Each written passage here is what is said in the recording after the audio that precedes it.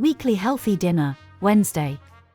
Grilled chicken with sauteed vegetables and brown rice. There are many advantages to having grilled chicken with stir-fried vegetables and brown rice for dinner. Protein source. Grilled chicken is an excellent source of protein, essential for the growth and repair of muscles and body tissues. Vegetable source. Stir-fried vegetables are a good source of fresh vegetables, which can improve overall health. Complete meal. Grilled chicken with sautéed vegetables and brown rice is a complete and balanced meal that provides a variety of important nutrients. Source of healthy fats. The stir-fried vegetables can include olive oil or other healthy oils, which increases the intake of healthy fats.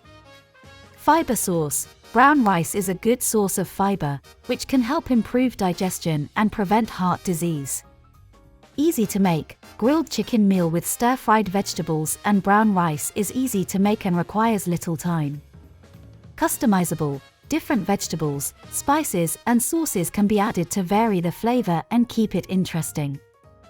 Improves digestion. The fiber in brown rice and vegetables can help improve digestion and prevent problems like constipation.